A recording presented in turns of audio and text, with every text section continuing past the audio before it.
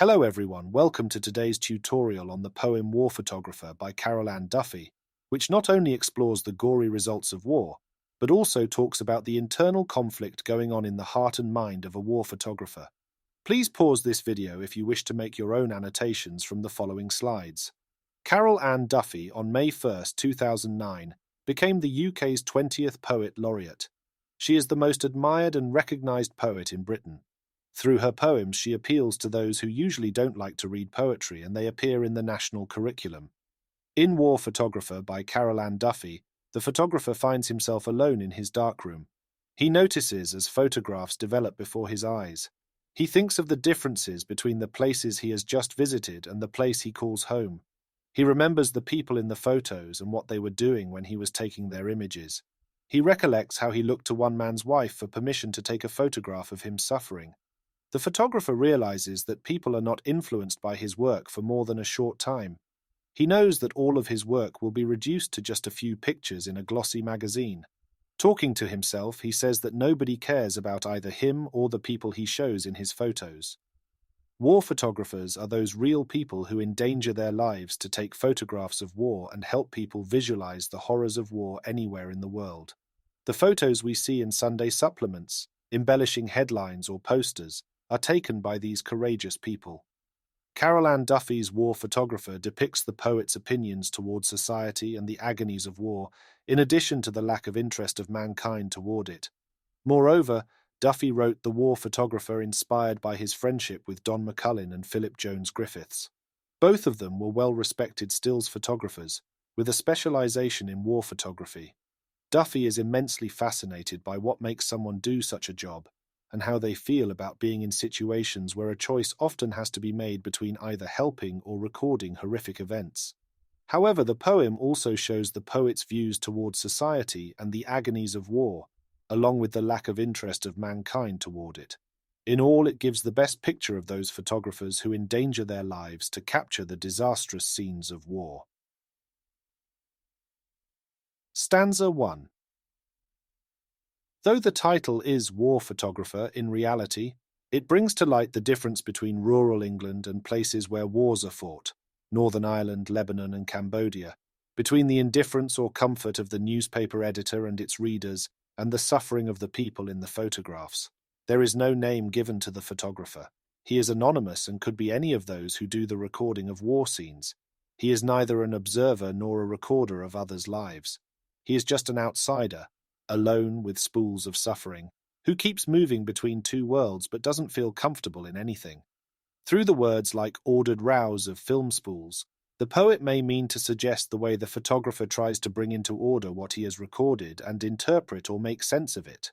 The image also brings to mind the visions of a graveyard scene where the spools of the film are gravestones. A simile where the poet compares the photographer to a priest represents his seriousness toward his job, and how by taking their photographs he helps those who are helpless. His darkroom is resembling a church wherein his red light is similar to a coloured lantern. The poet has appropriately used this image here as similar to a priest. He also gives sermons on how fragile we have become and how short-lived our life has become. The quotation, "All flesh is grass," belongs to the Old Testament book of Isaiah, wherein the latter contrasts the shortness of human life with eternal religious truths. The poem also has a list of several places' names wherein he says life is too short to be normal due to wars only. Thus, War Photographer by Carol Ann Duffy discusses the aftermaths of war and death. War and death are correlative, as when there is war, there must be the death of human beings. When the poet says, "The only light is red and softly glows," he brings to light the connotations of danger and blood lost in the war. But it may also relate to the light in the room wherein the photographer does the development of the photos that he has taken during the war. Besides, there is a plethora of religious imagery in the poem, for example, intone a mass and this was a church and he a priest. Here the meaning of intone a mass is to recite a religious ceremony without any intonation. Stanza 2. In the second stanza of War Photographer, when Carol Ann Duffy writes, "He has a job to do," readers notice the photographer justifying his work, and this is when he comes in front of the true reality and contradicts his calm nature while photographing. The fact that he is home in rural England may also suggest why he finds his hands shaking and why it is so personal. The second stanza brings out the differentiation between the two shelves of the photographer. On his first shelf, he remains very calm, cool, and dedicated to his job. But when he comes back into his darkroom and starts developing the pictures, his hands start trembling and he is not calm as before. He sees the ghosts of dead soldiers and dead people in the prints of the photographs that he has developed. This means that the impact of the photographs doesn't leave him even after he has arrived home. The use of words like solutions in the poem not only means the developing fluid in the trays, but it also means to suggest the idea of resolving the political problems which primarily cause war. Duffy also distinguishes the fields in England from those abroad, as if the photographer believes English fields are not minefields. This is shocking imagery, as he believes that landmines are explosive not under soldiers but under the feet of running children. Stanza 3. In the third stanza of War Photographer, Carol Ann Duffy creates a bizarre situation for the readers. She creates suspense, thrill-telling that something is happening. She says the war photographs have now begun to come through onto the print in the tray of solutions. The poet once again takes the photographer to his painful memories. The photographs taken in the war start appearing on the print like a half-formed ghost of the dead man's photograph. While developing the pictures, he sees the half-formed ghost of a man. This emotive language suggests how he is now seeing the soldiers die instead of when he was taking their photographs. He thinks that everyone must know what is happening in the war, but at the same time there is the depiction of doubt and guilt when the readers are told how the blood stained into foreign dust. The picture of the dead man's wife also starts coming to his mind. He remembers her cries and thinks about how he was able to seek the approval of that dead man's wife. Though getting her permission to take her dead husband's photograph was tough enough, yet he could make it without speaking even a single word to her. This was a very traumatic situation for the photographer. It is as if the wife should allow him to record the event while the blood stains into foreign dust. Stanza 4. In the last stanza of War Photographer, the poet talks about the process of photo selection by the photographer's editor, the mixed reactions of the readers when they will read it, and the photographer's agony. The photographer says that though he has got a collection of hundreds of war photographs, the editor will just pick 5 to 6 photos as per his requirements, and publish them with the story covered relevant to the war.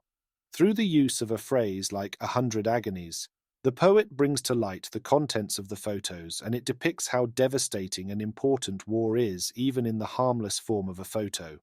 However, the readers are very well aware of the fact that merely a small selection would be opted for having an impact on the readers.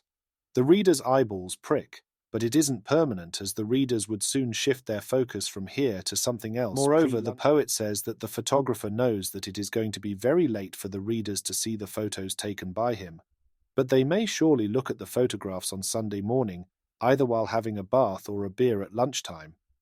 Of course, there may be some readers who will bring tears to their eyes after looking at the photos, but the photographer knows well that they will never understand the sufferings of the victims and the pain the photographers had while taking these war photographs.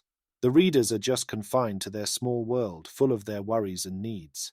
They can never be like the photographer who himself has seen the difference between the world of war and the world of baths and beer. In the last 2 lines, the photographer looks at the place from an aeroplane. He earns his living and they do not care. War Photographer contains several themes. In this poem, the poet uses the themes of the brutality of war, destruction, death, terror, impassivity, and ignorance. The most important theme of the poem is the brutality of war. Through the pictures taken by the photographer, the poet presents how shocking the effect of war is. Even the pictures threaten the poetic persona of the poem. Moreover, the last stanza of the poem depicts the ignorance of mankind. The poet criticizes the editors who aren't even compassionate with those who capture the horrid scenes of war. Apart from that, the impassive outlook of his countrymen is present in these lines. From the aeroplane he stares impassively at where he earns his living and they do not care. However, the terrifying photographs, along with the description of the photographer's mental state, collectively present the horrendous nature of war. A war photographer consists of 4 stanzas, and each stanza has 6 lines in it. The poet uses an interesting rhyme scheme in the poem. Except for the slant or imperfect rhymes, the poet uses the ABBCDD rhyme scheme, so each stanza ends with a rhyming couplet. As an example, in the first stanza, rose and glows rhyme together, and mass rhymes with grass in the last two lines. The lines of the poem get connected by the use of enjambment. There are some caesura and occasional use of pauses in the poem. Apart from that, the poet uses the anapestic meter, iambic meter, and spondee in the poem. The poem also contains some trochaic feet. As an example, Belfast, Beirut, Phnom Penh contains trochaic feet or falling rhythm.